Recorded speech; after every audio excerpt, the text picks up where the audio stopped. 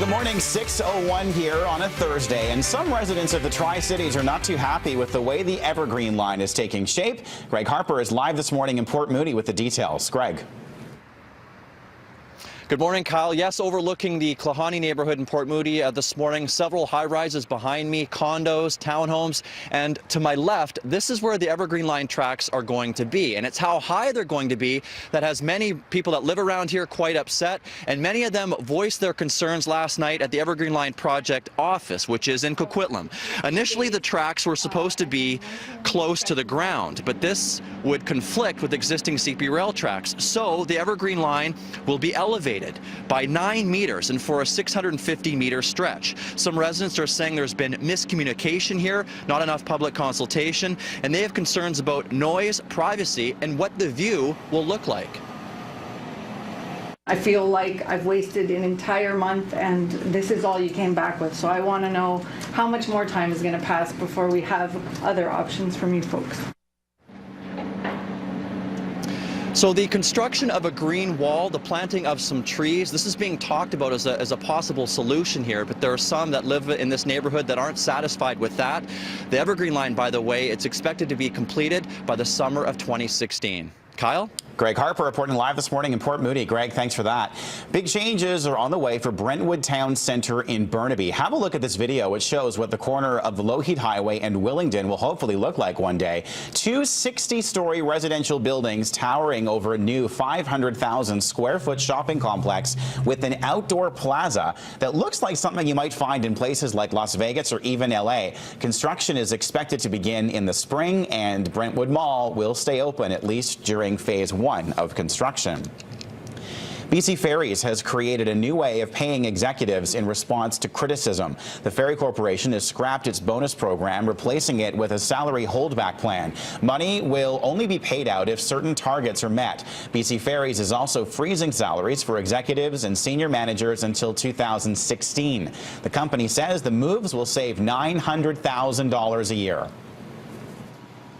They're freezing their salaries for 2 years, but I think we all know the song that we'll hear in 2016 when the freeze evaporates. These guys will need to get big raises in order to make up for the 2 years of frozen salaries. North Vancouver RCMP have made an arrest in a violent incident on Grouse Mountain. A 26-year-old man has been found and arrested with help from the public. He is allegedly responsible for an unprovoked attack last week on the BC-MC Trail. A man in his 50s survived after being stabbed in the abdomen. We treated this with huge priority. We understand how the hiking community feels. We want to keep our community safe and our trails safe as well.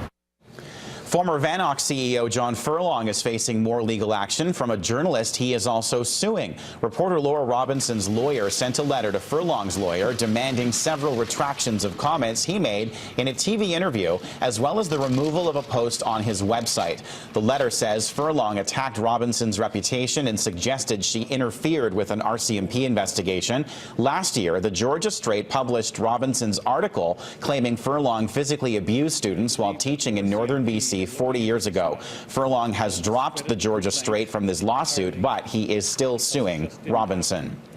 5 days after one of the strongest storms ever recorded crashed into cities and towns in the central Philippines, survivors in remote regions are saying they have yet to receive any help. Many survivors in the city of Tacloban are desperate to leave. They were flocking to the airport today, hoping to seek shelter in other cities. More than 670,000 people have been displaced by the storm, and the United Nations says many have no access to food, water, or medicine. The latest official death toll stands at nearly 2,300 people, with only 84 missing. It's a figure aid workers consider to be widely inaccurate. Toronto Mayor Rob Ford still refuses to step aside after facing some tough questions about his drinking and drug use in a city council debate. Have you purchased illegal drugs in the last 2 years? Yes, I have. The debate in council came at a time when new court documents suggest former Ford staffers were concerned about his drug use, drunk driving, and presence of suspected prostitutes in his office. These new allegations emerge after Ford admits to buying illegal drugs.